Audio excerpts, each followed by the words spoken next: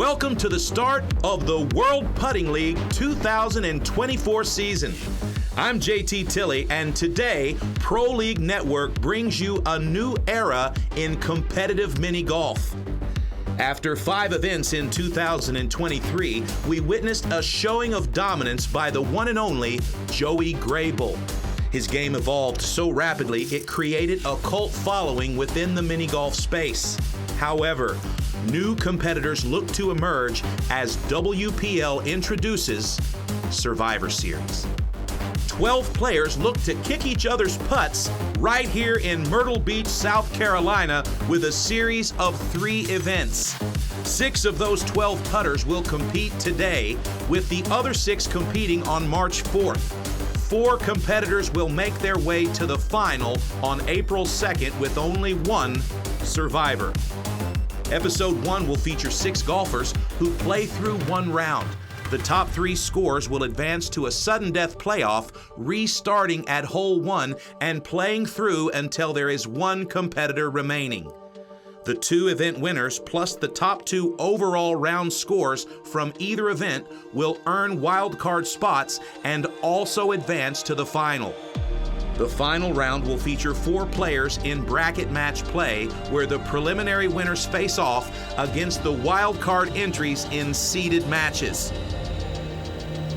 All tournaments are played with each hole as a par 2. If a ball is up against a rail or directly touching an object, the official will move the ball parallel 8 inches from the spot. It's typical golf out there. Lowest score wins. Who do you think will survive?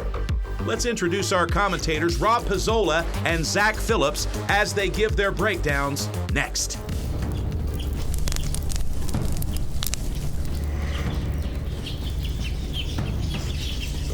Welcome to event number 1 of the World Putting League Survivor Series here at the Hawaiian Village Pineapple Course. Rob, better known as one of the toughest courses down in Myrtle Beach. I'm Zach Phillips, joined today by Rob Pizzola to help you break down the betting of today's event, as well as walking you through everything going down today on the course.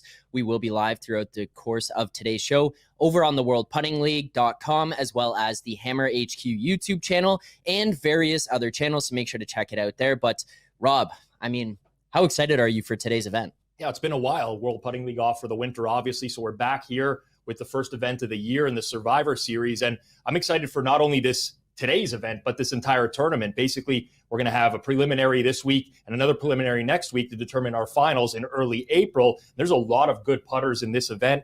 I've been on the course with some of these guys before, including Gary Hester, including Brian Johnson, including Rick Alessi, who's the local here in North Myrtle Beach. So I think we have a fantastic tournament set up here with a very interesting style. And the way that this is set up is very conducive to these putters trying to go low, looking for aces, not just trying to grind it out and get a good average score. Right. So I really like the format of this event. Well, 6 golfers here today, and we have numerous different ways to break this one down, but we'll start here first and foremost with group number 1, Gary Hester, Rick Alessi, and Kent Cranford. And first and foremost, starting with Gary Hester, the favorite of this event, coming in plus 200 here, Rob. Gary won the inaugural WPL event almost a year ago. He hasn't really been able to capitalize since. What do you make of Gary's ability to win this tournament here today? Well, look at that scoring average on screen right there, 33.8 at this course, which is a very, very difficult course. That's over 2 strokes below par. The question is whether he can get that really low score. His best on this course, 32. Some of the other putters in this field are at 31. So well-deserved favorite. Gary's almost always at the top of the leaderboard, but he's going to need to get a low round in here. 34, 35 may not cut it today. Well, what do you make of the fact he's Doja Cat's #1 fan? You think that's going to play any factor here today? Maybe listen to some before he gets out on the course to start this one off? Well, you know what? Gary Hester, a long lineage of winning, a big Green Bay Packers fan as well. Brett Favre, Aaron Rodgers, now Jordan Love. The guy's lucking out in every way possible. Hopefully, or let's see if he can luck out on the course today as well.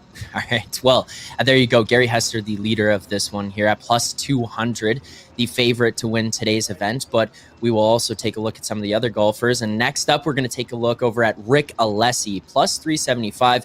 We talked about it in the preview show a little bit, but Rick was told to us, as some people who are watching closely, who have followed him, who have been at some of these events, as maybe the guy we should be looking out for. And maybe plus 375 was a little bit long for where he should be at.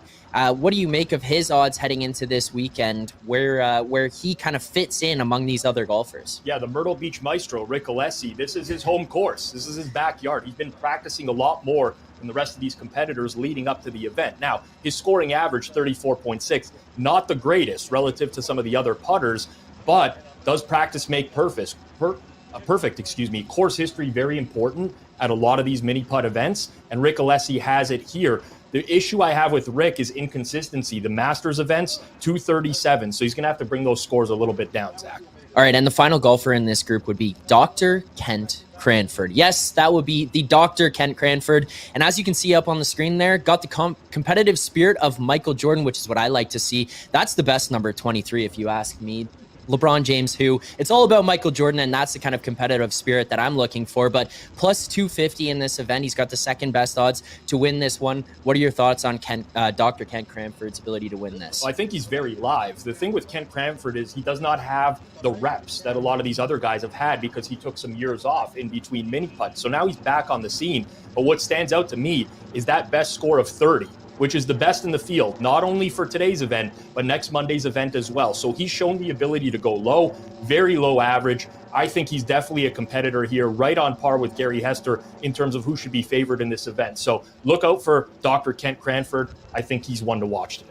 The doctor going to doing everything that he can to come out clutch here today, and taking a look over at hole number 8. Another way to bet on this event would be aces here on this hole. This line's here set today at 0.5, heavily juiced to the over, minus 230. We've talked about in the preview a little bit, hey, some of these longer numbers you're gonna have to stomach a little bit if you're willing to lay them, but you know what, scared money don't make money, Rob. That's what they always say. Minus 230 here. You talked about it in the preview. That was the side you were looking at. Why is it that that's where you're leaning on this hole?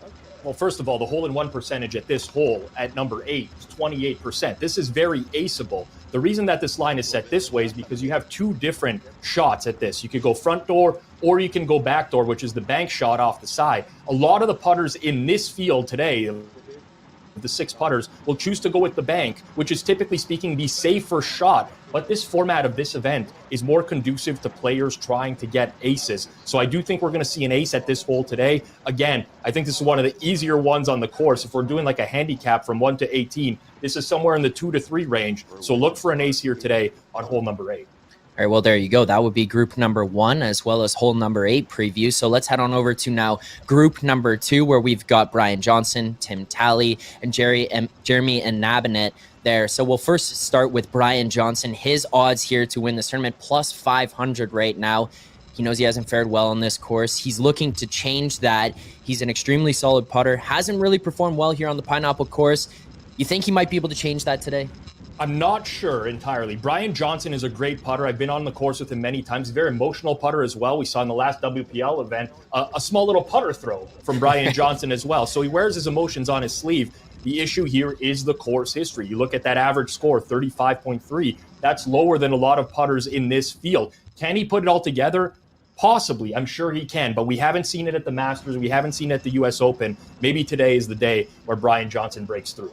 Okay, well, plus 500 there. You're taking a little bit longer odds, but now we're going to get even longer here. Tim Talley, plus 600. He did help Team USA to a top 3 finish at the World Adventure Mini Golf Masters there, and has been competitively golfing for the last 20 years.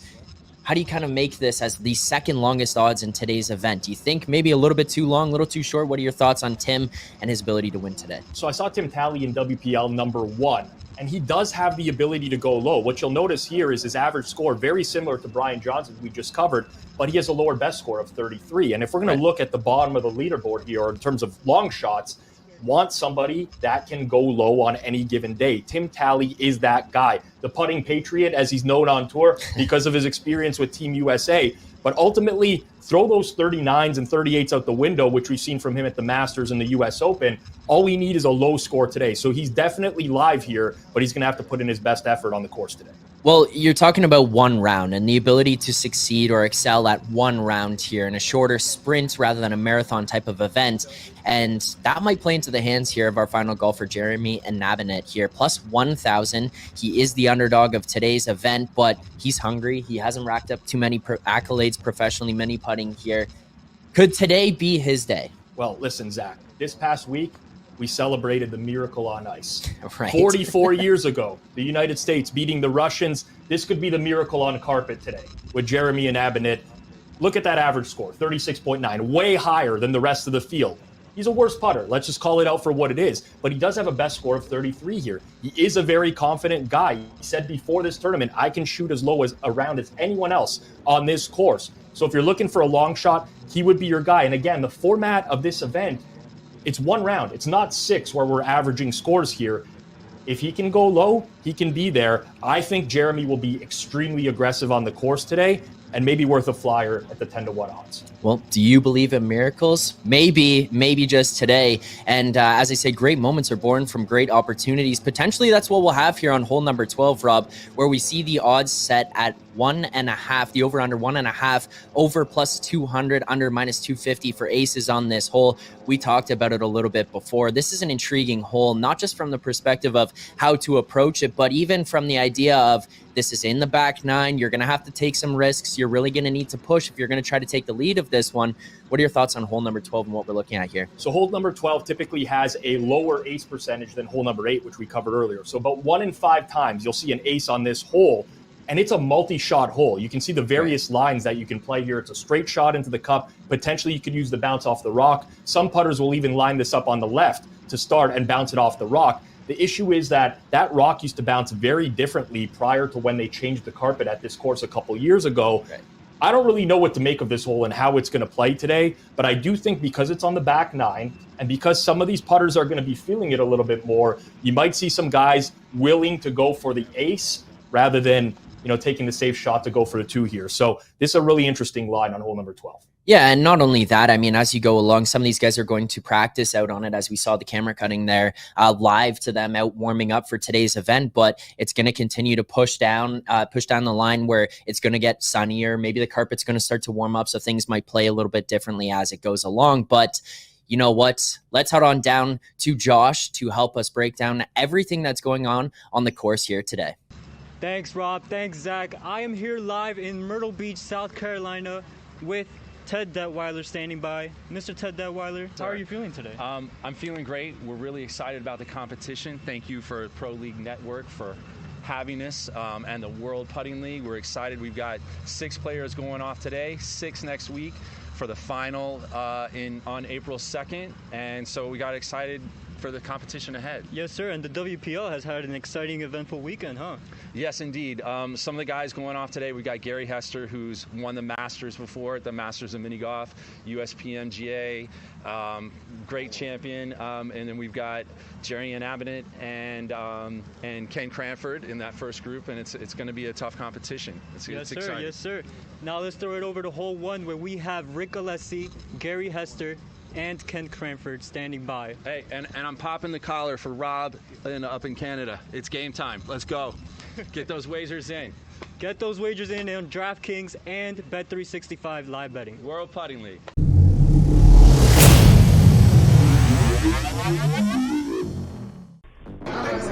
Rick Alessi, North Myrtle Beach, South Carolina. Kent Cranford, Gastonia, North Carolina. Gary Hester, Calabash, North Carolina. All right, Rob, let's take a look here at what we've got for today. We obviously run through the golfers. I'm going to put you on the spot a little bit. You know what? We do betting here over at the Hammer Betting Network. We have to find value in whatever it is. We talked a little bit about hole 8. We talked about hole 12. Who do you got winning here today? I'm putting you on the spot. I want to know, who is your pick to win this event today? I hate doing stuff like this because it's going to offend someone one way or another. And I know a lot of these putters. I really like the way that this course shapes up for Kent Cranford. And specifically just his course history here. US Open 6 rounds a few years back and just putting up insane numbers. 33, 33, 30, 32, 34, 34. That's a model of consistency, someone who knows this course inside and out. People are concerned about the rust factor and the fact that he took some time off in between. But ultimately, I think a lot of those mechanics and the way to play that course, it sticks with you forever. So not saying nobody else can win here, but for my money, I think Kent Cranford probably the best bet on the board. As we're getting a note here from our producer in studio, 53% humidity down there.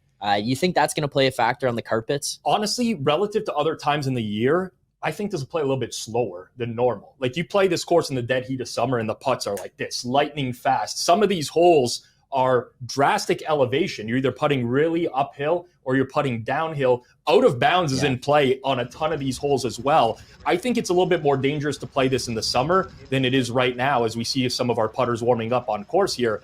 But ultimately speaking, I don't know that the humidity is going to be a huge factor today. And even the way that these putters are dressed, long sleeves right now, tells you that it's on the cooler side today. All right, well, Rob, this is actually live here. We've got Gary's second shot of the first hole of play. So there you go. Gary is in for 2 here. But now the event underway. The bets are finalized. Let's see how this one shakes out as we have our final picks in. And this event is rocking here. Yeah, so hole 1 is one of the easier holes on this golf course. This is a very tough course altogether. Now this hole sits between those 2 rocks that you saw there when Gary was putting. You aim just inside the corner of the right brick and it kind of funnels into the hole. This is a very aceable hole. You'll see this ace over 30% of the time. Putters are going to want a 1 on this hole, but this is what can happen. Now we'll see what the second putt looks like here for Rick Alessi, because sometimes you'll get blocked out by that rock and it makes for a nasty second putt. But it looks like he has an angle here, which is great. And he makes his There you go. Yeah. Makes his 2. See, I'm going to have to rely on you a lot here, Rob, as you are the one with some of the familiarity with these courses. You got to go down there and experience this last year, get to play yourself and a couple of different events, that is. So we'll have to lean to your expertise on some of these. But those shots there where you have a rock like that, or rocks like that, multiple in the way, kind of guarding that hole, how daunting is it looking down at the hole and seeing that there? Well, for these guys, probably not so much, because they're just going to trust their line and like the muscle repetition, muscle memory. They've done this a million times before, but you could get a bad bounce on what is typically an easy hole like number 1 here, and you end up with a horrible spot for your number 2 shot. Right. Again, we see a rock touched here by Dr. Kent Cranford on his first shot, and we'll see if he has a line here for his second, but you do not want a 3 on the first hole whatsoever. And he's checking out to see if he has a line here or if he's going to get any sort of relief whatsoever. But this is one where you do not want to bogey out of the gate, because typically speaking, our average score on this hole is 1.9, lower than par. Looking for a deuce, and he's pulled it here. See, there you go. The first 2 golfers, Rick Alessi and Gary Hester, make it out of there with 2s. And we're going to see Dr. Kent Cranford come away on this one with a bogey here. And this will be interesting in terms of the mentality going forwards, right? Because he's going to feel like he's chasing already. He's only 1 stroke down after 1 hole to 2 other competitors. But you got to make that up somewhere, right? Only 1 person is going to get an automatic bid from this group, from this preliminary group. Yeah. And then we're going to get 2 wild cards over the other 2 preliminaries. Hole number 2, this one, Zach, is one of the toughest, if not the toughest on the course. You do not ace hole number 2. Right. It just doesn't happen. This is a huge hill, a 180-degree turn in this one. And if you do not hit the ball hard enough, it comes right back to you. So this is literally, if you could give every putter on tour a 2, they would take it right out of the gate at this hole. One of the most challenging on the course. Players may tee this up slightly differently, but there's this huge 180-degree turn to the right, as you're going to see here after the original putt here from Gary. And that's hard. Left side. And this is going to leave himself some work. Excuse me, Rick Alessi here, not Gary Hester. But this is work. Like, these are not easy deuce putts here. This is why the average of this hole is 2.76 at the 2021 Masters. Left himself a little bit of meat on the bone. And knocks it down. And this could be the course familiarity at play. Not to say that nobody can knock down that second putt, but you see how quickly he moved over the ball, lined it up. He knew what he was doing right away there. Well, that's why he was my pick, Rob. I don't know about you, but yeah. Well, Ken Cranford for me, not looking good with the early bogey. Let's see if he can nestle one right up in there. Again, this is not an aceable hole. It just doesn't happen. You're looking for as short a deuce putt as possible here.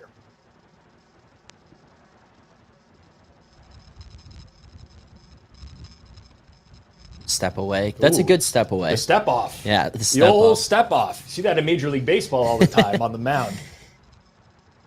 You have to respect that. You're out here, as much as it is about pace of play, you're out here to win. I do like the hat he's wearing, by the way. I might have to find myself one of those. A little Bass Pro style hat right there. But that's a great shot. Wow. What a putt. And this is it. Like, it's so hard to ace this, but that is an A+ effort right there from Kent Cranford. Gets himself in great position to just knock this one in. No worries at all. You follow up that bogey on hole number 1 with par here. All gets it in too. 2, and you're good to go. See, like, it's just one of those that gets you right back on track there. Gary Hester up here after parring the first hole, plus 175 at Bet365. Gary with a little solo hard. Ooh, Oh, get in the hole. look at this. Good approach as well. Really good shots here from Gary and Kent back to back, as all three of them take a par, and that's what you want on number 2. Par is great, great score here. So nobody dropping strokes there, as Kent Cranford is 1 over. Gary Hester, Rick Alessi, even par. Well, it was interesting to see their approaches there as well. You saw Gary and you saw Rick take the approach where they both nestle it up, and it hits against the backing there, the backboard essentially up past the ridge against the wooden sticks there, lining things. And then you see Kent Cranford is able to kind of just nestle his in there nice and easily, but no one really has to deal with the concern of the uphill battle as much as we thought it might play a factor there. And as we head to hole 3, we're going to have Gary and Rick even here. Kent still trailing after that bogey on 1, but next up, hole number 3. And you see the line that they showed on the graphic here. This is a bank shot, hole number 3. There's not a lot of risk on this hole. You're kind of just looking to bank off the yellow brick and get the right kick towards the hole. But this one's aceable. You see it aced just under 20% of the time. Kent Cranford up here first. Look at that Pro League Network WPL gear. That's some sharp gear right there. Premier quality right there. Little bank. Okay, bank off the back. And he got it. That's how There you you play go. this hole. That's how you play it. The doctor's back in business here. Found the cure, I would say. You found Come the cure. on. Look at this, Sean. There's our hole-in-one tracker as well. Over Yep. under 13.5. We already got 1. And these guys will play the same shot here. It doesn't always kick. This is the beautiful thing about mini putt. It doesn't always kick the same way, though. Right. So, really good shot there from Kent. Does he have enough Gary. speed? Not quite enough on it to get that one all the way in. But looks like he's going to have a nice easy putt to close this one out with a 2. Yep. This run of holes 3, 4, and 5 are all aceable, but not easy. You'd like to pull out at least one ace on 3, 4, or 5. Right. So Kent Cranford a little ahead of the ball right now. Gary with the par. He'll take that even par through 3. Let's see what Rick Alessi does here. Looks like he's taking a similar line on the left-hand side of the tee box. And for those over 13.5 bettors on the aces, total aces throughout the round here today, this 3-hole stretch will be fairly important. Oh, there you a little go. more speed. Rick Alessi. So we got 2 holes in 1 here. Beautiful. Just flirting with the entire cup there. Make it a little bit interesting for those not only betting on the aces, but those betting on Rick. Because that one, I'm not going to lie, my heart skipped a beat a little bit when I saw that thing firing back at the hole, thinking there was a chance we're not only going to not ace that one, but leave a little bit of a longer putt, having to come back and close it out. But knocks that one down. Now Rick Alessi takes the lead. -1. Gary Hester still at even. And Dr. Kent Cranford comes back after what was a bogey on the first hole. And it's like it never even happened here now. Exactly. Back to even par. Hole 4, an interesting one here. And again, this is aceable. You'll see it aced about 17% of the time. This is a front door putt, as you can see by the graphics.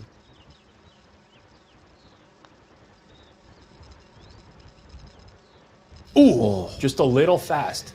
And you can see now the issues that can cause. Yeah.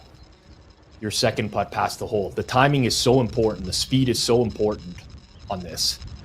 Yeah, this feels more like the speed of the approach is the biggest factor of how everything is going to play out here, because it seems as though we're going to see everyone kind of line up to that right side of the of where you putt from at the beginning there. If you look at Rick Alessi's live odds, down to plus 400 right now at Bet365, whereas he was 5-1 or higher beginning the tournament. So odds reducing after that ace on number 3.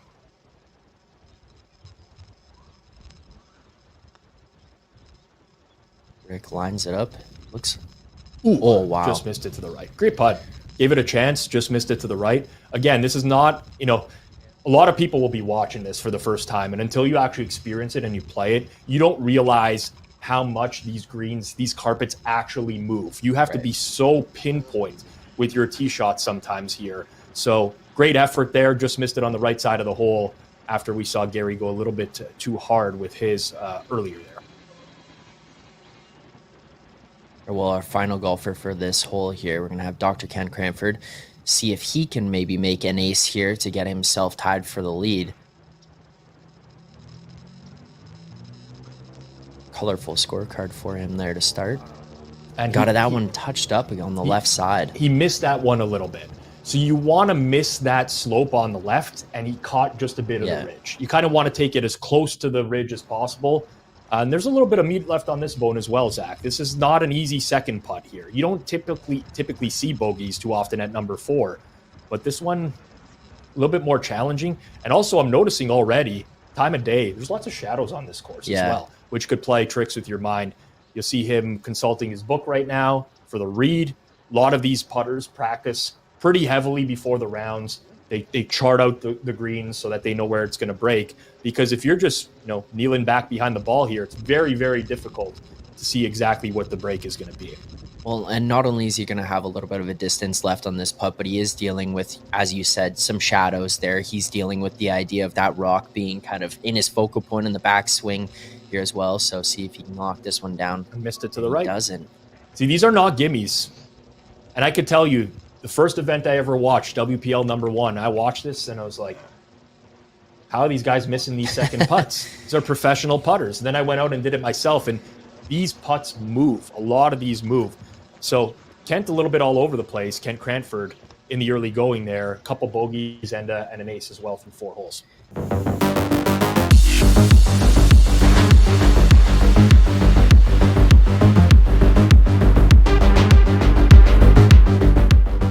How would you describe your mindset? It's going to be focused. Focused. Yeah. We're not going to be out here, having a family reunion. We're all friends, but not a family reunion. It's competition. Okay. And who are you most looking forward to competing against in this upcoming tournament? Of the 12 competitors, who's one you got to worry about? There's a lot of good competitors. Gary's been playing really well lately for the past year, and he's in my bracket, so that should be a good bracket. So you were a little worried about Gary? Or? You're always worried about, and then Joey's in the other bracket, but then you got Greg Newport, Randy Reeves, Kent. He's in our bracket. He came in 3rd last year in the U.S. Open on this course, so he loves this course. How would you feel about your odds going into this round as like a heavy underdog? I was hoping I wasn't a heavy underdog, but I could be. And I feel confident. You feel confident. Do you prefer to be the heavy underdog? Or do you like being, kind of the main focus coming in? It don't matter. I'm going to do well, so. Okay. That's the talk we like.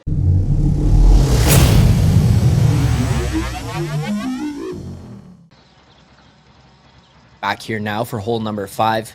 Rick Alessi on the lead. -1 here. Gary Hester still at even. Ken Cranford closing this one out here at +1 in this first group. And Rob, can you talk us through a little bit about what we're going to see in hole number 5 and how these golfers might approach this? Yeah, this is the double possible shot here. Different outcomes. Play the bank, play the straight in. As we look right here at Rick Alessi, who's up, and just look at this guy. On fire. We just saw a taste of it in the interview with Josh right before. This guy is very focused today. Like, this is not a family reunion, as Rick holds up the ball to the camera there. But 2 aces, 3 pars through 5 holes. This is about as good a start as he could have possibly have hoped for here. So he's going to want to continue that going forwards. But that was the straight shot, playing for the ace. It looks like Kent Cranford is lined up in the same area here. Going to pick up some debris here off the course, which can affect the line of the putt. But looks like he's going for that same line. And I see it now with the hat, Zach. That's a hat right That's a there. hat. That's a hat. It's a hat and a half. It kind of looks like the shirt that you had worn, I think, on your debut in the WPL. We don't talk about that one anymore. Oh, that one we're racing from history? We're racing from history. Okay. Ken Here we Cranford go, here. doctor.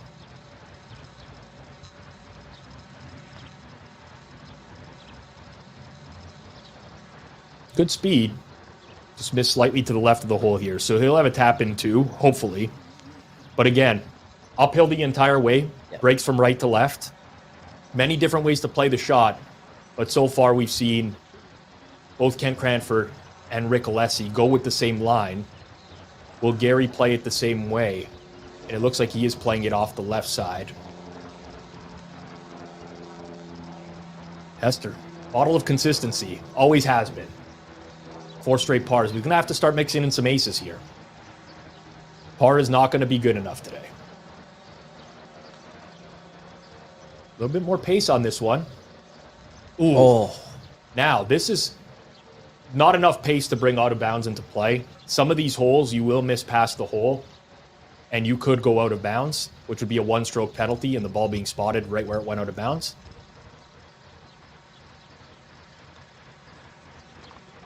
And he's in there for 2. So 5 pars for Gary Hester. Again, just going to have to try to mix in some aces at some point here. A very hot start here for Rick Alessi. -2, taking the lead of this group number 1. Gary Hester's going to have a little bit of ground to make up. But, Rob, I'm kind of curious here about your thoughts on where are we at here now in terms of the pace that you had maybe set out for the total aces here on the course today. 13.5. We're looking at the over plus 110. How does this kind of factor in here based on where we're at right now? Yeah, I think the 2 aces that we saw a couple holes ago really put us on track there, because those are typically holes that are not aced. But that was an early run of some holes that you can ace. 1, 3, 4, 5. Now we're getting into a hole here in hole 6 that looks very inviting and tempting, but this one can bring a huge score into play with the way that this hole is designed. Because if you get stuck up against that back wall, you're going to have no stance for this hole. But so far, so good. Players are attacking. And what we've seen for the most part, Zach, is that they're taking more aggressive lines for these holes.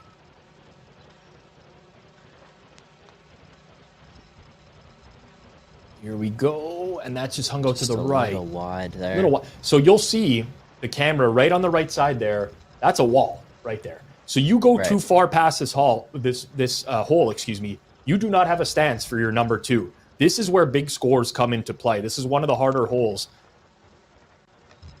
It's only aced about 4% of the time.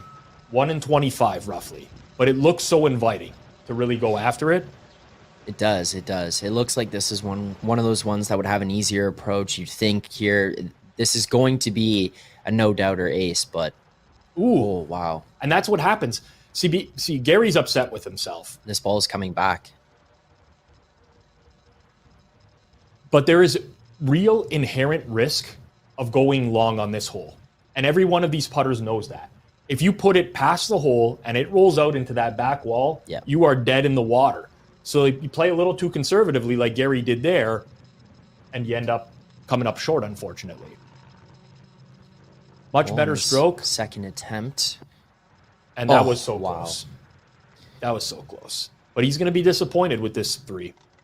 And he's got some work to do. He's got some work to do. We're going to get into a run here of holes 7 and 8 coming up, where you could go back-to-back ace. Those are aceable holes.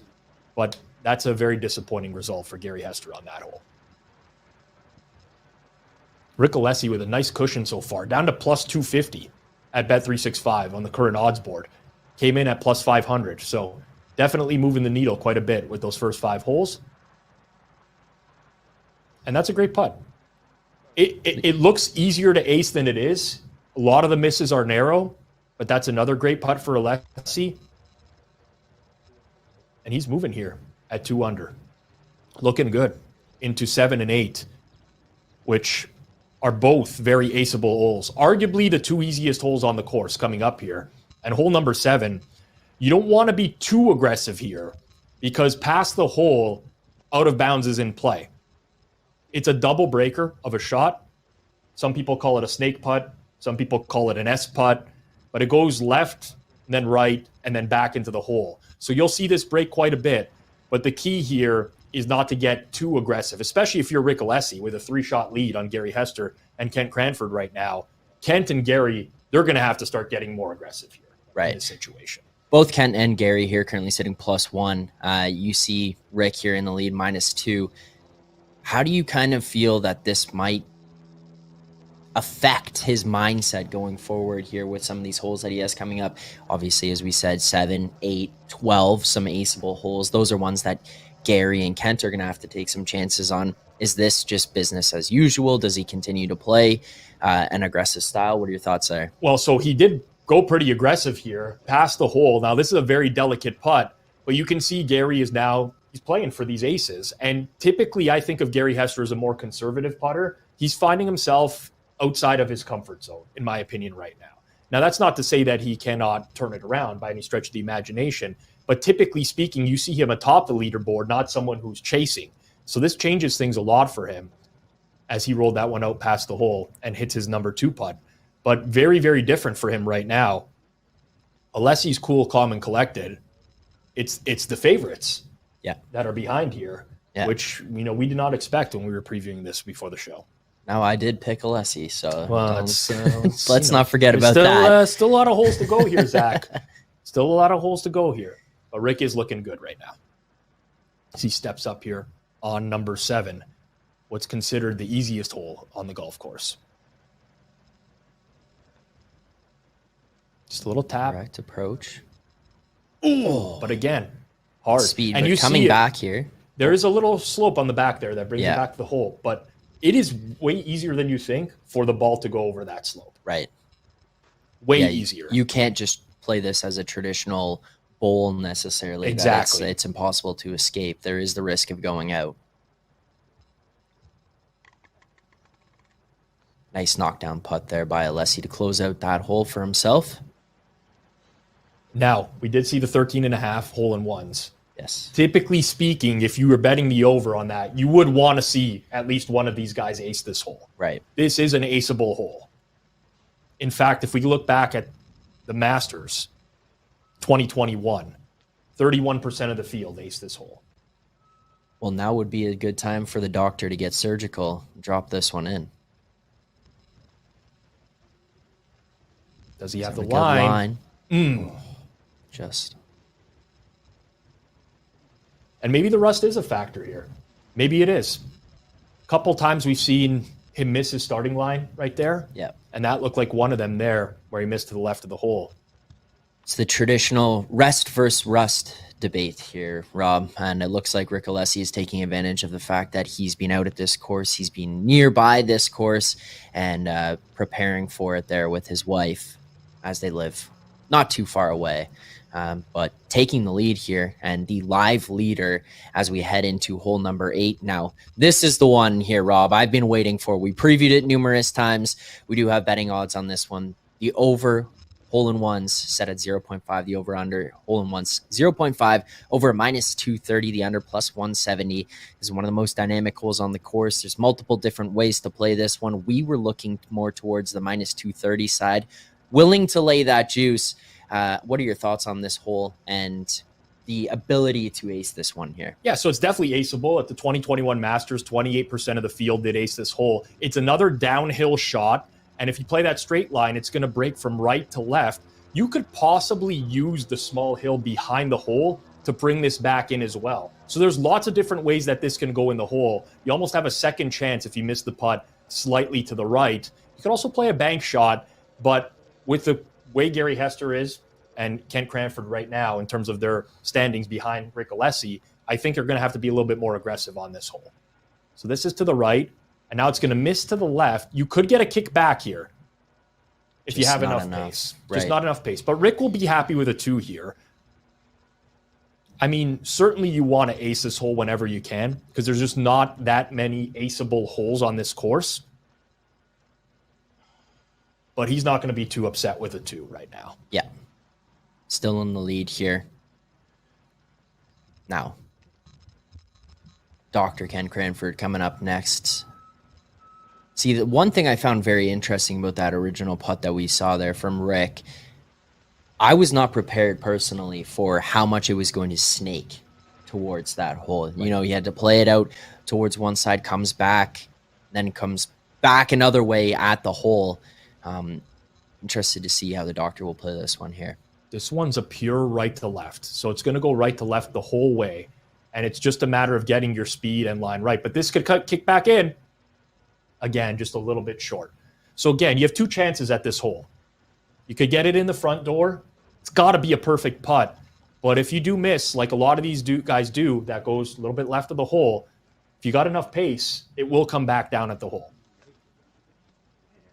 But again, if we do not get an ace here by Gary Hester, 13.5 is because we're going to get to the back nine, and there's some really tough holes on the back nine. Number 11, 13, 14, 15, that just aces aren't even in the cards. Gary, front door. Ooh. Oh.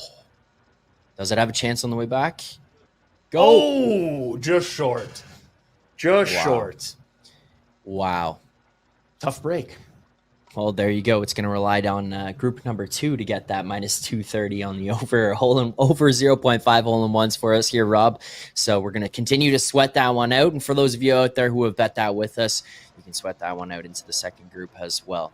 But there you go. Rick Alessi taking the lead as we continue on into hole number 9. So Rick Alessi, -2, Gary Hester and Kent Crawford there, sitting there at +1.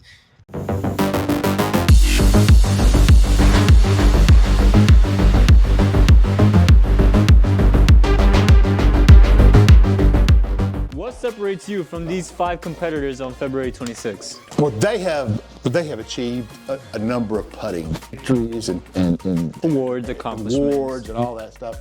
And so I'm still very hungry for this. You know, coming back after that long period of time, I've really got a passion for mini golf now, and it's a lot of fun, and it brings me back to my childhood days. And so I've really got a passion to do well. If you were to compare your, if you were to That was Gary Hester, by the way, back there slamming the door. coming in with rage, then that's not a happy Gary Hester. I'll tell you that. If you were to compare your competitive spirit to an all-time sports athlete, who would it be? I'm not the GOAT, but I like to think that I've got the competitive spirit of Michael Jordan. Okay, Joey. My tongue may even come out sometime. In the WPL, Joey Grable won 4 straight. He did. Talk to me about that. What are your thoughts on that? Joey is an awesome guy, good friend. But if you ask him who was the last person who beat him one-on-one in a playoff for a tournament, the answer would be me.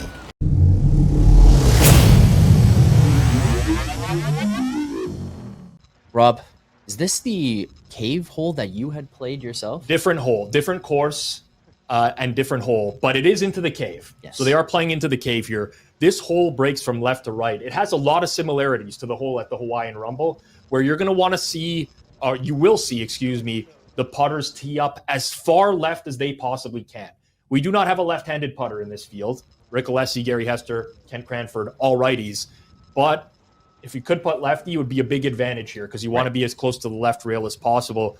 This goes basically left to right.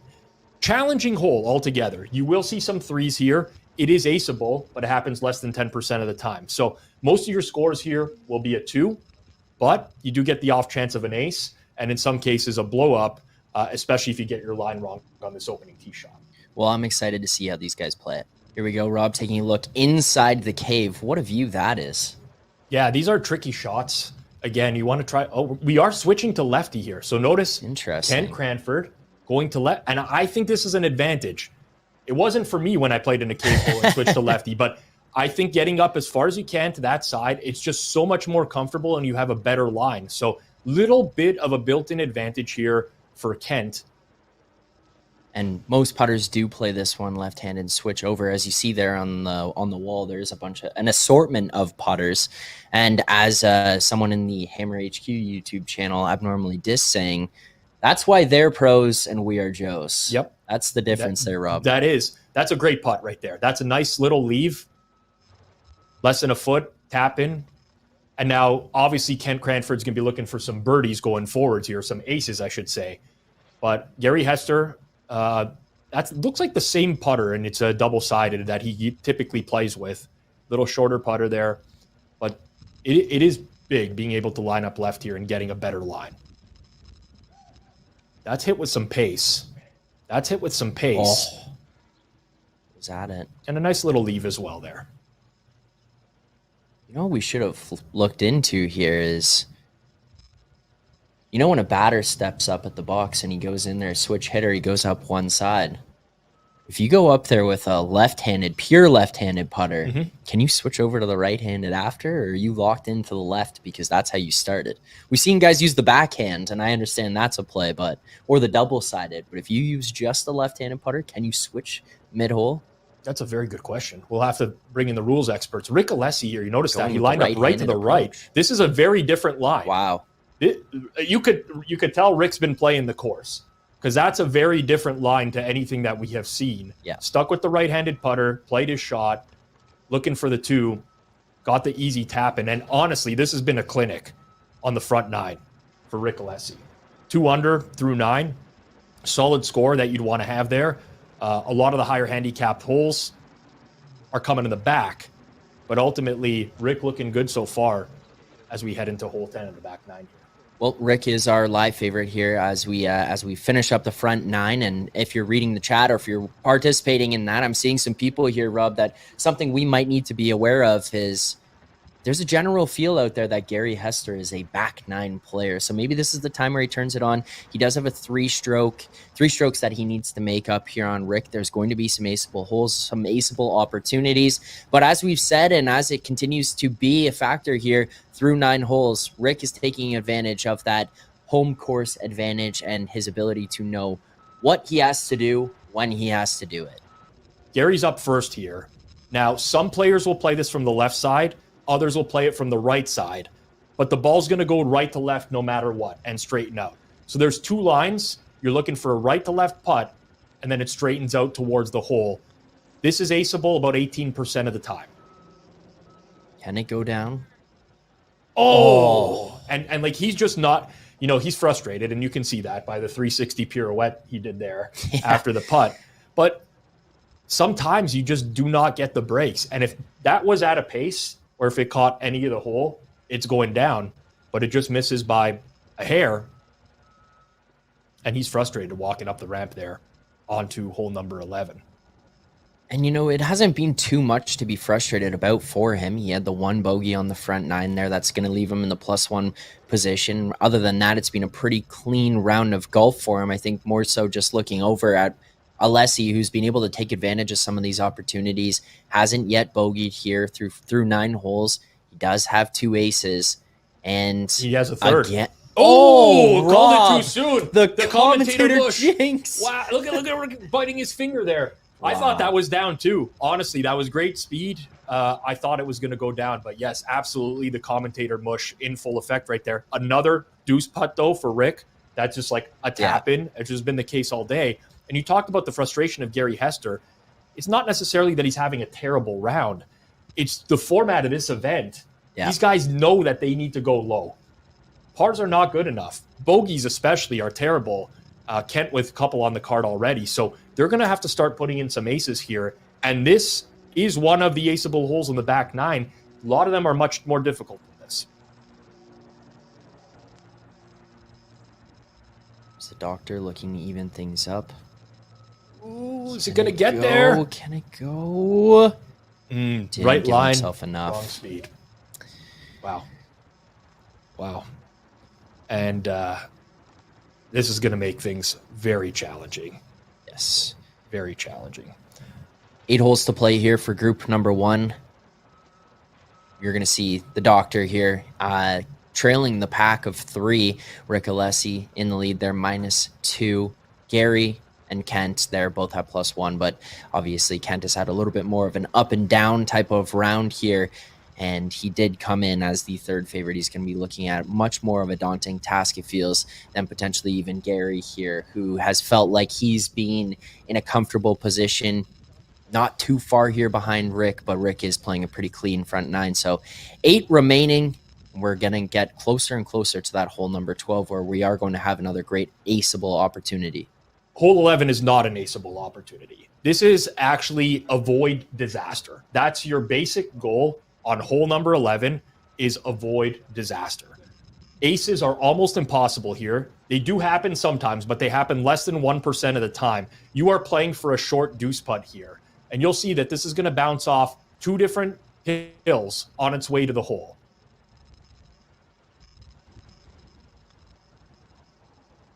There's bounce number 1. There's number 2. And out of bounds is in play. And that's what I was getting at with Rick Alessi. That was too hard of a putt. You have 2 out of bounds possibilities on this hole. One is if you hit that first hill and it misses to the right, and the second is exactly what we saw from Rick Alessi. So he's taking a penalty stroke. This will be for a 3, and this is no gimme either. So again, you can see why hole 11, just avoid disaster, is what basically all these putters want to do. Talk about commentator mush. We continue to say over and over again about this clean round that he's played, and then steps up at hole number 11, one of the more difficult holes on the course here today, and he's going to sacrifice 1-stroke penalty and not able to get that one in clean there. Double bogey right there. Brings him back to even par. I think Rick might be texting me after this show saying, why the heck did you have to say that I had that ace on 10? But such is life. And again, now this is an opportunity for everyone else. Kent Cranford, Gary Hester, and everyone who's playing in that second threesome later on today. It's looking really challenging so far. In this one, you just want to get your 2. Just nestle it up to the hole, get your 2, move on, live to fight another day. He missed the first hill there, which is interesting. That's going to leave him a fairly long second putt, because he don't get the right angle to trickle back down to the hole. Right. And he's going to consult the book here, as a lot of these pros will do on the longer deuce putts. Now, how do you think these guys might change their approach after watching Rick play that one the way that he did? Is that just more of a factor of speed, too much power going into that? Is there going to be some fear in these golfers coming up next to say, hey, you know what, maybe this is an opportunity here? He's now just dropped 2 strokes on a double bogey. There's come back to even. We're 1 behind him. Are they going to play this one a little bit more safe? Like, how do you think that changes the mindset and the approach on this hole? Well, it's a huge game changer that brings Rick back down close to level with the field. But the reality is these 3 that are on the course right now are not only playing each other. They're playing 3 other putters later today in Brian Johnson, Tim Talley, Jeremy Inabinet as well, where they still have to go low. It's not like they can just settle for trying to beat Rick Alessi here and hope that's enough. The chances that a 35, a 36 is going to win today is very low. So I still think you're going to see some aggression here out of the rest of these putters on the back 9. That's a good starting line for Gary. Does he have the right speed? It looks like he does. And that's a pretty good putt. This is a challenging hole. Still a little meat on the bone, but it looks like he knows exactly what the line is going to be. Moved up to it pretty quickly here. And he's got it. He's got it. And that's how you play it. You just want to card your 2 here. Great putt there by Gary, and Rick seems to be still thinking about that one a little bit as he moves on to hole number 12, which, as we've discussed, is one of our featured betting holes. And the over-under here set at 1.5. The over plus 200. The under, or the over, excuse me, minus 200. The over-under plus 250 there. Rob, yet again, another opportunity here for us to lay some big money on this hole for these betting odds. Plus 200 over, minus 250 on the under. What are your thoughts on where this line is currently sitting at and how these golfers might approach this one, especially as things have now tightened up? This changes the game a little bit here because there's a multi-shot hole, right? You kind of got your straight in or you got your bounce off the rock. And I think you're going to see a little bit more aggression. Now that the field is condensed to where we are at right now, aces are so important. Right. And if we look at what's coming up after number 12, number 13, a hole that's ace 7% of the time. Number 14, 2% of the time. Number 15, 0% of the time. So this is the one where they have to get aggressive. Right. This will make things interesting for sure. Not saying we're going to guaranteed see aces here or holes in ones, but I do think that we're going to see putters going for it on the back 9 here. It's like Cranford dealing with some flies. Yeah, I was going to say there was something in the air there distracting him a little bit. By, yeah. Back it off. He seems flustered at the tee box right now. A little bit of a fly invasion, it seemed right there really quickly. I can't tell if he's playing the bank here, but you might see a bank off this rock that funnels out towards the hole. And he is playing the bank. For it. And he's got it. Wow. What a putt by the doctor. Back in business. You know, he's a man of many talents. Doctor, pastor, professor, and putter as well. Yes, correct. the gospel greensman, as some might call him out on tour. Kent Cranford. Who calls him that? Maybe just me. Maybe just me. Gary, you notice the different line there? Yeah. And you can get a bounce back. The roll back, not quite Not there. quite enough. You know what? I think Gary will be okay with that. Obviously, after watching the doctor drop in an ace, he would like to have followed that up, but still remain in a tight race here. And after watching what Rick had just done on the last one, things got even tighter here. So an opportunity to kind of just stay within the mix and not have to worry too much. I think Gary will be okay with what just went down. And Rick recounting here his starting line. Looks like he is going to play the bank off the rock. Now, the bounce off this rock has changed over the years, and more players used to play this putt, but they recarpeted this in 2021, and that's changed things. Oh! Wow. Look at maybe that. the luck is turning Look at for that. Rick Alessi. Wow. This guy's been all around the hole all day long. Sometimes you catch the break, sometimes you don't, but snuck one in right there in the side door. Rob, that will cash the over there. There it hole goes. Number 12. Just you don't even need to see the other three today. Nope. That cashes the over right there. We've got a sweat going on hole number 8 as we had the over 0.5, and that one currently sitting at 0. Yep. But after one group of play, 3 golfers through, we cashed the over. So you know what? We got to feel good. Gotta wonder what the odds makers were thinking on that one, Zach. Really gotta wonder what the odds makers were thinking there. You know, we hear Vegas knows. Vegas knows. Maybe they don't. Maybe they don't know. Maybe they Vegas don't know. does not know. All right. Well, as we continue on to hole number 13, we see up on the screen here 2 different ways to approach this one. You know what, Rob? What are your thoughts on hole number 13 and how you might actually approach this yourself? Okay, so this one breaks very sharply from right to left, which makes it nearly impossible to go directly into the hole. So I think you're going to see the bank shot that gets played on this hole, trying to get it in just past the hole on the left-hand side, bounce off the back brick and into the hole. But there's another bank shot that looks like it's going to be played right here, which is an interesting one. Oh, almost the double bank there for Gary Hester. And you can see this is a challenging hole. Scoring average for this on tour is 2.17. Only gets aced 6.8% of the time. Gary, you know, you got to feel for him. He's definitely frustrated right now, and he's missed a few aces by just a little bit. And that looked like a good shot, and we're seeing it happen again right now. And you've got to think that this is where frustration would start to creep in even more here for Gary as he watches those just fall just short. And on top of that, you're watching your competitors who are playing pretty clean rounds with Rick. They're obviously one major mistake, but other than that, looking at him follow us up here with another pretty nice opportunity to clean up with a 2 on this hole. And then the doctor, I mean, ups and downs, but he's making the most of it when he's getting his opportunities. So what you'll notice there as Rick putted in is there is an out of bounds on the left if you miss very far to the left of this hole. So if you go straight down the left-hand side there, out of bounds is in play, which is why I think you might be seeing these bank shots come into play to avoid the out of bounds on the left-hand side. But ultimately, we're getting into a run here of these final holes, 13, 14, all the way through 18, where you're looking at an ace on every single one of these holes less than 10% of the time. So I can see the frustration when you miss by ever so slightly, because it makes such a huge difference if you can get one of these in. Rob, some people in the chat here watching don't seem to be too impressed with the Cowboys hat on the or Cowboys helmet on the desk. It's real unfortunate for the people watching. Oh, get the bank, and you didn't get the right kick. The other way, yeah. Yeah, didn't get the right kick. Typically, that will kick the other way, but unfortunately, it did not. And Kent's gonna take a quick look here.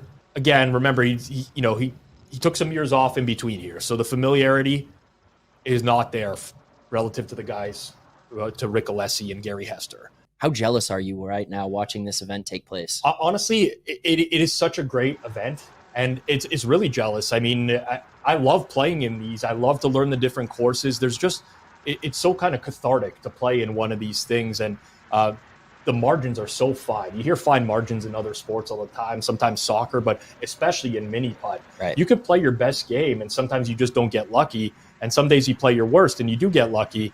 And we got a bad kick right here for Rick Alessi off this one. But that can happen. It pops up into the air. And in fact, sometimes players will play that specific line just because it makes it for an easier deuce putt here on 14, which is a very tight line and like very, very hard to hold.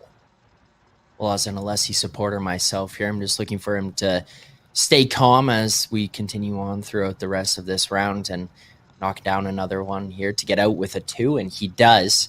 So as he remains in the lead, we're going to continue to look on at Rick, who just looks calm, cool, and collected throughout this round here today. So almost everyone's going to play far left here, which is not the greatest stance, obviously speaking. And they're going to aim just left of the hole and hope that they can get a nice little kick off the back. But sometimes you get that pop-up, like the dead one that Rick got there. Sometimes you hit this putt too far right and you hit one of the early bricks and you get yourself into trouble here. But that'll go left of the hole. You look for the kick and you just hope at that point. And sometimes it'll go in, but this is a very, very inconsistent kick off the back box here. Well, he leaves himself with a little bit more of a favorable position than where we had just seen Rick at there, and able to knock that one in to get yet another 2 on this hole.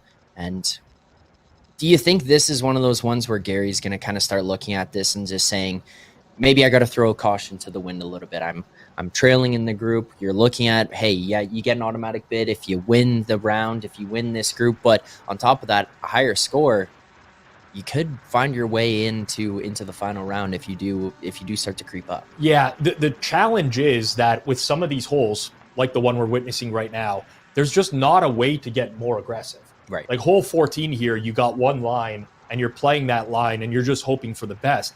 So this is why I think you're seeing the frustration from Hester, is that he knows what holes are left. He knows that it's really hard to make up ground here, and he just missed his deuce putt there to the right, lipped out. And now he's just, now he'll be talking to himself walking off here because he knows we're getting into a stretch here where you just don't ace. And he's going to have to hope for his competitors to fall off. And that's not something that these guys want to do either.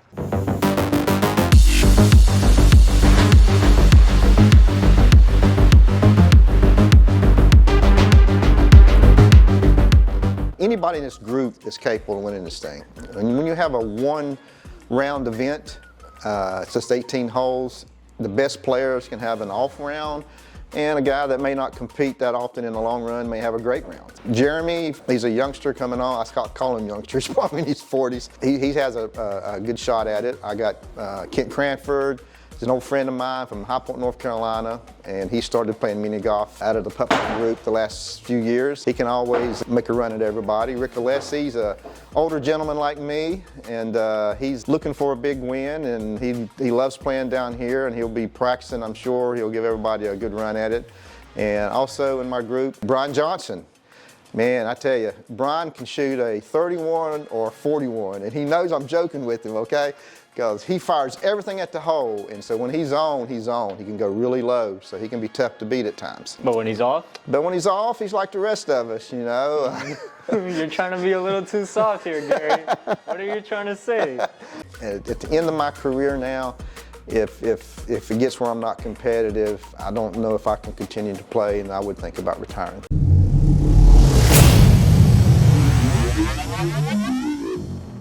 Brian Johnson, Tim Talley, Jeremy Inabinet coming up afterwards as well. +2 is not going to hold up. Right. And maybe Gary might find himself getting the +1 or even par here, but it would take some spectacular shots. Hole 15 here, this is not an ace hole.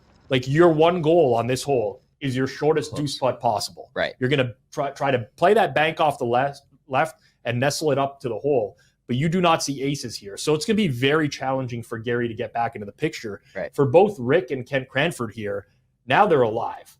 And Rick Alessi, with the way the course is playing today, which is really hard, if he can get one more birdie in here, maybe finish -2 with a 34, that score could hold up going into the final 3 today. So it'll be on those guys to try to improve now just a little bit, because I unfortunately think Gary Hester's got too much to overcome at this point. Well, that was Gary Hester, who came into this one as the outright favorite to win today's event, plus 200. And now you are kind of seeing here, these were the top 3 odds of outright winners, possible outright winners for today's event. And you do see the doctor and Rick Alessi here now take the lead past Gary. And it feels like, as Rob had kind of mentioned, that might be you don't want to say it's the end of his day there. There are holes left to play. He could fight his way back, but based on the way that things have gone for the other golfers, based on the way that things have gone for him here today, it's going to be an uphill battle the rest of the way. So it's a little bit difficult for him there. But as Rob said, hole 15, not as much of an aceable hole. You know, you walk away with one here, you're going to consider yourself lucky. I mean, you walk away with an ace here. We're at the 12-year anniversary of Pete Weber Jr. Who do you think you are? I am. Yeah. I mean, you walk away with an ace on 15. You have to recreate the Pete Weber Jr. moment because people don't ace this hole. This just doesn't happen, which I would love to see, by the way. I would love to see that as well. I mean, we've got Miracle on Ice references here today, Pete Weber references. Let's see, what else could we fit in here throughout the rest of today's broadcast? There's still lots of time to go. Lots of time to go. Again, Cranford playing that bank off the yellow. And again, it's just going to roll around the rim. And you want it to just kind of nestle here.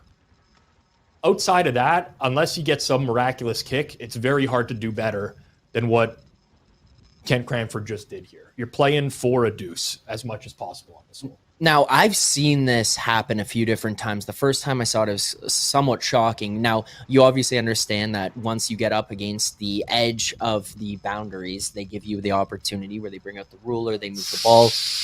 Wow. And this is it. So, I mean, now Rick Alessi is seeing this. He's got a 2-shot lead. He knows that going into this hole. A deuce is extremely important. You got guys in the clubhouse right now, Brian Johnson, Tim Talley, Jeremy and Abinett, watching this, who are licking their chops. We're looking at live betting at Bet365. Odds dropping on all those guys. This is now anyone is in play for this tournament. Anyone is in play.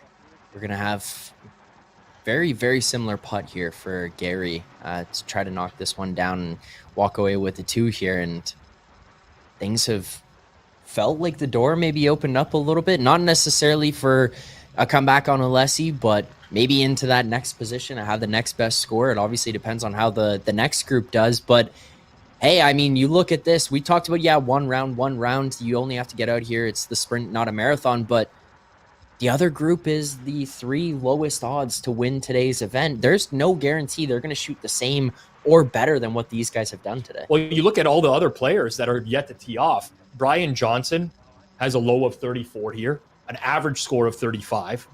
Tim Talley, a low of 33, an average of 35. Jeremy and Abinett, a low of 33. All these guys are capable of going low. What we don't know right now is whether or not the course is just playing harder due to the conditions right now. So we'll see that with the second threesome today. But if Rick can get out of here with another deuce, 3 holes to play, he's in really, really good shape right now relative to the rest of the field. Taking a little bit more of what seems like a powerful approach than what we just saw the last 2 golfers take. And he's going to have a slightly different putt here at the hole. Looks he's going to be about, depends on which way you're going to look at it, but about 6 to 10 inches over more to the left from our vantage point from where those guys just took their last approach. So looking to knock this one down to get a 2 and get out of here. Big putt here for Rick. Let's see, winds up and knocks it down. Right edge. But he drained it. He's in there and still at 1 under. 3 holes to go. The Myrtle Beach Maestro on his way to winning this threesome. Still some work to do here, though, because we move on to 16. As you can see, a little bit of an interesting tee shot, but this hole is uphill 90% of the way.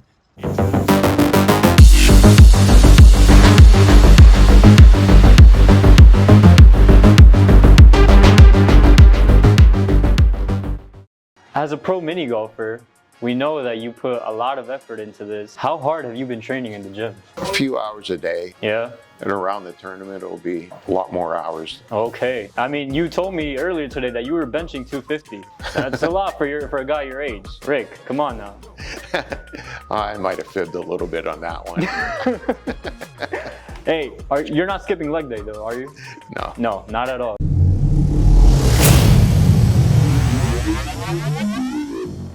Rick, on the other hand, has the danger of, okay, I'm going to finesse it up there. Don't want to have too far of a second putt. That's where danger can come into play. But 8.7% of putters ace this in the Masters 2021. That's the highest of any of our remaining holes. Well, and you see the golfers step up to the plate here. We saw Gary plus 200 as the opening outright odds, now to plus 600 as the live leaderboard is updated there on Bet365. Gary looking to take an approach through this tunnel, as we would say, the cave here. Ooh, just missed left. And now you got this long putt coming back. It's a delicate putt. Yeah. Because you go past the hole and you're rolling right back down to where you teed off. So this is a challenging one. He gets a little bit of relief there. But ultimately, just a tough day for Gary Hester altogether.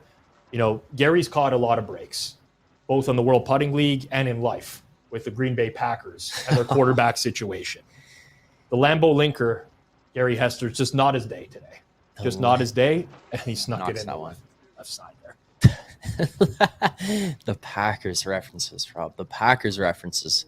Well, I think that he's not going to love his play here today. I see what you did there. But you know who would? That would be Rick Alessi, who is currently sitting in the lead and is the live odds leader to win today's event, plus 170 there on Bet365, looking to probably just try to get through this one as clean as possible over the last 3 holes, not necessarily take as many risks.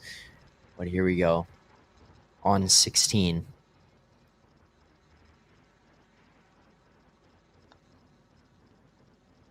Got to get it up there, and he's got a chance. Now, will that hold? It's got to hold. Will it hold? Looks like it will. He's going to have a fairly short putt there for 2. But that was the PGA Tour. I'd be running up the market right away, I'll tell you that. That's what I was thinking. He moved up there pretty quick. Rick Alessi, I mean, I didn't know he still had that giddy up left in those legs, getting up there to putt this immediately. And there he is, another 2. And he'll take that. Yep. Continue to power through. Now, remember, there's also wild cards here, right? So this is a score that's a very respectable score and might not hold up against Brian Johnson, Tim Talley, Jeremy, and Abinett later on, but still 2 wild card positions that can get into the finals. And those wild cards will be determined over the course of this event and preliminary number 2, which happens next Monday as well. Doctor taking a aggressive approach at it, just misses, coming back. Lots of near misses today, but yeah. I mean, any day of the week, pretty much any putter in this field would be happy with that. Yeah. Easy deuce, but unfortunately, Kent Cranford needs to make up a stroke here or more. Especially given the style of play in today's event. Now you see there, Rick Alessi still in the lead, a 2-stroke lead. It's going to take essentially either, hey, I mean, we opened today's show with the "Do You Believe in Miracles" theme. This could be what it takes for someone else to knock Alessi off the top there. Totally. I mean, again, there's 3 putters that haven't teed off yet that are just loving what they're seeing so far. Yeah. Now, granted, a lot of these people are friends, and they don't want to see other putters, fare poorly. But this is a leaderboard that is shaping up for someone that's a long shot to potentially be in the mix. And we look at hole 17 here, often referred to as the gingerbread man because of the shape of the hole. This hole has a very steep incline, like massive incline.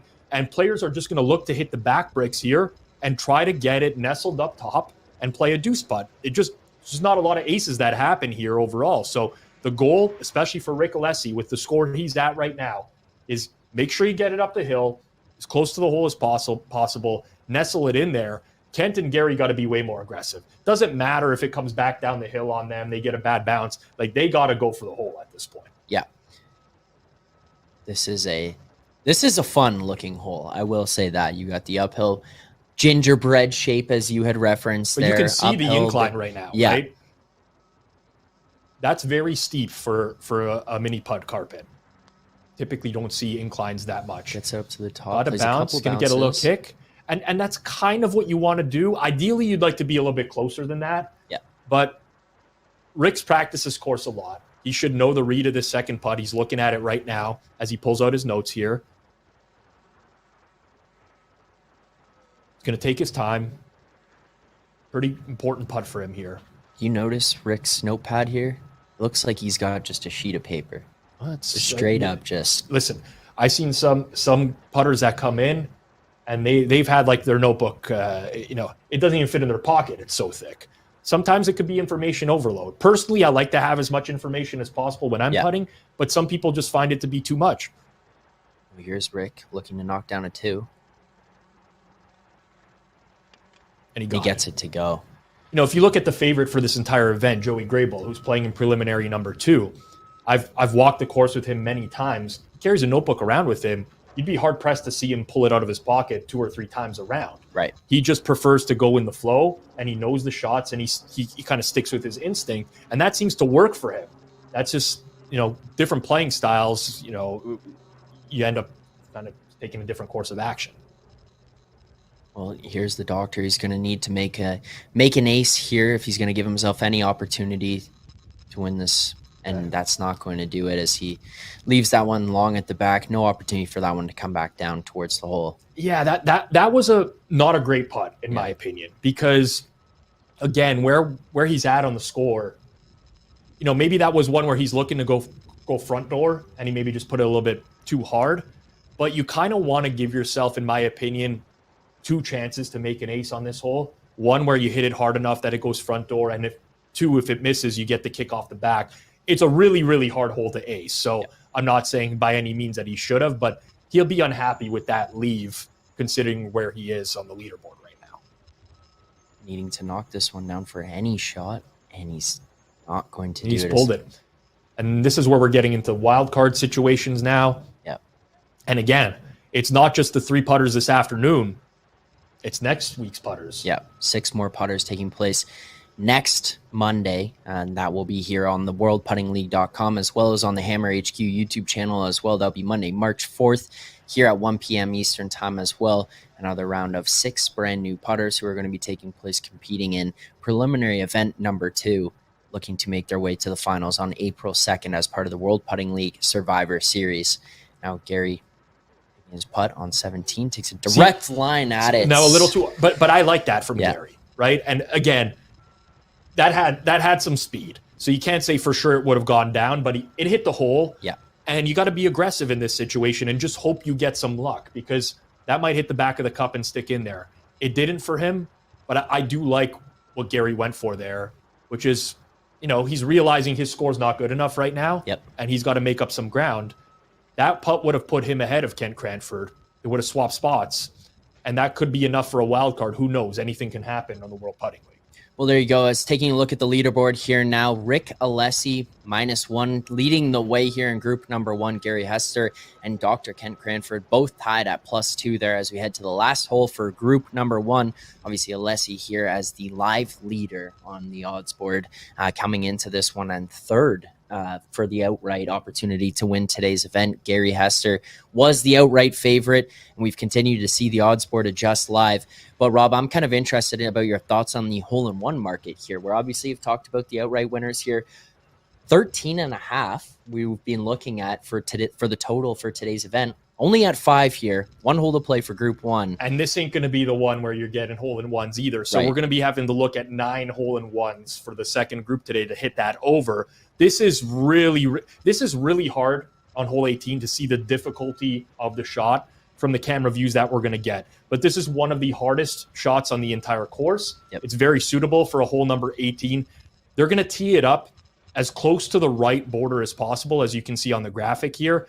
The green breaks severely from left to right, counterintuitive to what you think, and out of bounds is in play here based off of the break as well. You can see it can go off out of bounds to the right of the hole. So very, very challenging tee shot here. You get a hole-in-one about 1 out of every 100 shots on this hole. So it can happen, but typically speaking, this is one at the end of the tournaments where you're trying to just avoid a big score as well. Yeah. Well, the doctor looking to get out of here and clean things up for himself on what's been a little bit of an up and down Watch this day. one break to the right. And it goes up the hill and comes back down. Now, that was light and dangerous, but you put it a little too hard, it hits that right slope and just goes out of bounds. Yeah. So it's a very delicate putt. And now this one's going to be a challenge as well.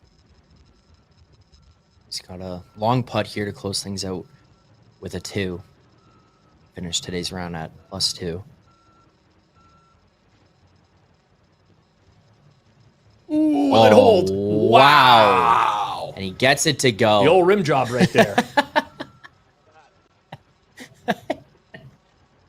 Look at that one. I didn't think that was going. I really didn't. If we could have slowed that down and paused in real time, I would have bet -200 on no when I saw that. All right, here we go. That's a better, still light. Slightly less to work with than what we just saw out of the doctor for Gary to close this one out. Oh, that's pretty much how Gary's day has gone. And you know what? He knew it too. Like, he stepped up to that one really quickly. Typically, you would see Gary take a little bit more time with some of these putts. Yep. And it's just a frustrating day for him, and it happens. And this is the format of the event, right? Like 39 for Gary Hester. If we look at his U.S. Open scores, 33, 32, 36, 34, 34, 34. His Masters scores, 35, 32, 34. 39 is so uncharacteristic for him altogether. You wonder if it was pressure. You wonder if it was having to chase the lead in the early going. Yeah. But a lot of things happened there for Gary. Well, talking about cleaning things up here, Rick Alessi, our final putter of round number 1, group number 1. And all three have kind of left it in the same spot there. He seems upset with that. It was the best tee shot of the three, but he knows he's got some work to do here for the deuce, which looks like it should be left edge. And there it goes, right in the center of the cup. So Rick Alessi. There you go. Our leader after Group 1, 18 holes of play. Rick Alessi, who came into this one plus 375 on different odds boards that we were looking at. The third favorite to be the outright winner of today's event. And Rob, how do you kind of break down what we've just witnessed here out of this Group 1 and what we thought might take place, especially given these were the 3 favorites to win today's event? I mean, it's kind of shocking, really. To be completely honest with you, I've not seen Gary Hester play this poorly. In the history of me following the World Putting League, typically speaking, he's a model of consistency.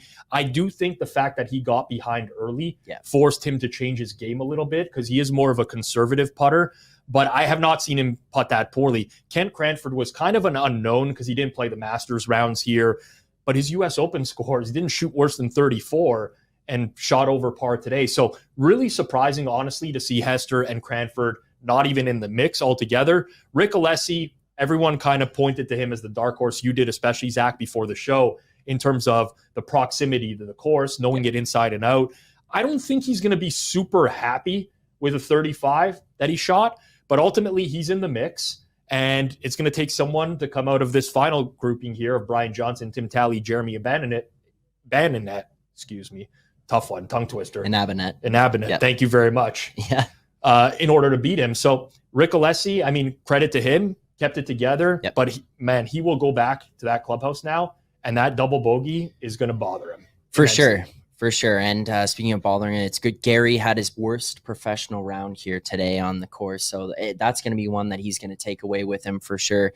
And one thing I'm kind of curious about as we prepare to get into the second grouping, would you rather be in the position here now of Alessi? You're sitting in the clubhouse at -1. You know how the course just played. You know how 2 of the other favorites in today's event had just played. And you're going to be going in, sitting and waiting, or would you rather be in the position of these last three putters who know what they have to do and maybe how aggressive they have to be? I definitely would want to be in the position of these last 3 putters right now. For Rick Alessi, I don't know, we might crack open a beer or something in the clubhouse and try to sit back and calm the nerves, but it's going to be a sweat for him. This is going to be a stressful round to watch everyone else behind him. If someone does beat him, he still has a possibility of a wild card spot as well, but that's going to create even more stress watching next Monday's event. So I certainly don't envy the position of Rick Alessi right now, being that, first one in, leader right now that everyone's chasing. I'd rather be out on the course, know exactly the score that I need to beat to win, and play to that. I think that's a little bit of an advantage for these next 3 putters. Yeah, and we've continued to see the odds adjust here as it's gone through, but we can make it as many assumptions about Alessi and how he's felt. But nonetheless, let's head down to Josh on the course to get an inside look of what's going on today. Back in Myrtle Beach here. Ladies and gentlemen, we are here with Group 1 winner, Rick Alessi. Rick, you got to walk me through those 18 holes, man. You were coming in pretty nervous, but you stepped up to the plate. Walk me through it. Well, it's tough conditions out there today. Very windy. The course always wins on this.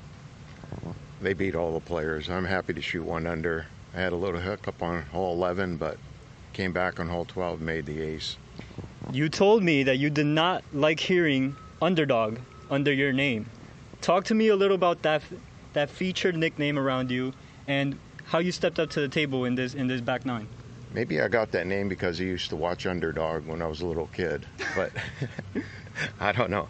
All right, so you had a very frustrated setting competitors next to you.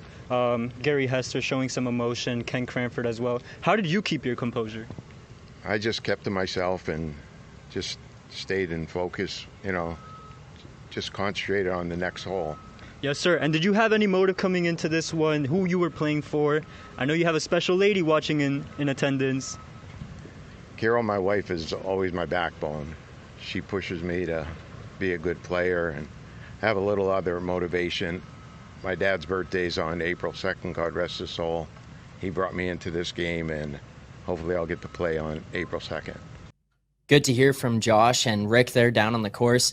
And as we've heard from them, windy today. The course always wins. What do you make of the conditions that we've seen out there? I mean, we talked about the apparel these guys were wearing and how they were shaping up, down, even though it is in warmer conditions, maybe today a little bit more difficult. So I have played in wind before, and it does make a difference. So that's why you see the scores being a little bit lower than we expected. And that kind of changes your perspective on things a little bit, hearing Rick talk about how the wind affected the game. Ultimately, it's something that you can prepare for only so much because it just takes certain shots out of the equation. So that'll make it a little bit more tricky coming down the stretch here. But ultimately, great performance in those conditions by Rick. And again, you take that double bogey off the card, he's 3 under, and he's pretty much laughing right now at this point. Yeah. But that double bogey and that out of bounds is a costly error and brings everybody else back into the mix.